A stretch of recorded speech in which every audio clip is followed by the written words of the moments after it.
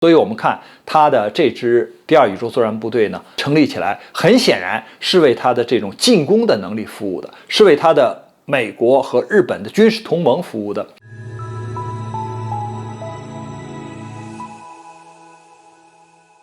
网友朋友大家好，我是曹伟东。最近呢，这个日本领导人宣布将在明年的时候成立第二宇宙作战部队，大家可能觉得有些奇怪，觉得挺突然，怎么要打第二宇宙作战部队的主意啊？去年的5月18号呢，成立了一个宇宙部队，实际上就是他的第一支宇宙作战部队。其实之所以成立这样一个部队呢，主要有一些国家成立了太空军，因为美国呀。有了太空军之后呢，后来俄罗斯是空天军，法国是空天司令部，印度也成立这样的部队。那么印度成立之后呢，这个日本可能也觉得呀，它空中是有航空自卫队的，用飞机来作战，那当然是在大气层里边。那么大气层以外，到了太空怎么办呢？其他国家有了这样的部队或者是这样的司令部以后呢，日本也不甘，所以他要成立一个宇宙作战部队。那宇宙作战部队它其实第一批成立的时候呢，只有20个人，因为作为大气层以外，它没有什么资源。你比如说美国在这个太空里面，它卫星很多，那你各种的卫星，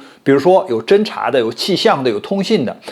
包括我们大家比较熟悉的 GPS， 这都是可以用于军事方面的。你日本只有几颗卫星，这个卫星是干什么呢？它主要是监视，就是日本自己本土上空还有周边情况的。因为你的这个防卫政策是专守防卫啊，你不能去进攻啊，所以它的卫星资源是比较有限的。那既然比较有限，何必成立这么一支部队呢？那也要成立起来。成立起来，一方面呢是要用美国的资源，因为美国的卫星多呀，可以给它提供一些情报资源，所以呢利用美国的资源，增加自己对地球上这些海域啊、空域啊、监视啊、侦察呀能力。再一个方面呢，日本虽然卫星不多吧，但是呢他还觉得当他侦察别人的时候呢，有的国家对它进行干扰。还有一个呢，就是太空中的垃圾，比如说陨石啊，还有这些报废的卫星啊，这些碎片啊等等啊。现在呢，当这支部队成立到现在1年多以后呢，它要扩大这支部队的影响力，因为日本是不能有军队的，所以呢，它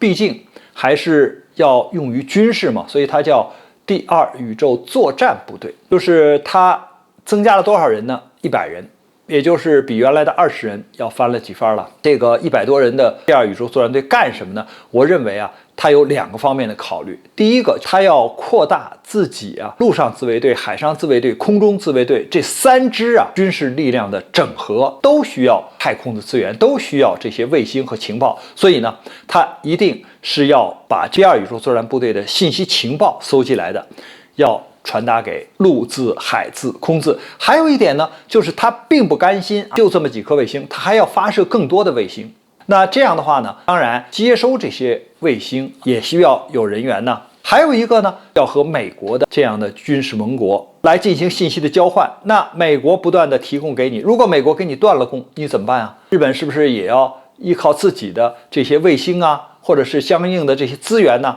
来增加它的这种军事作战的能力呢？当然需要。所以我们看它的这支第二宇宙作战部队呢，成立起来，很显然是为它的这种进攻的能力服务的，是为它的美国和日本的军事同盟服务的，是为它下一步能够使自己的军事上的力量要能够有进攻的力量，所以要专门成立这样一支部队。这支部队呢，明年成立以后呢，它将可以扩大日本呢自卫队在自己周边呢管控岛链的这种能力。还有一个呢，就是进攻作战的能力。所以我们看到它的这种企图。关于这个话题呢，我们今天就聊到这儿，感谢大家关注本栏目，我们下期节目再见。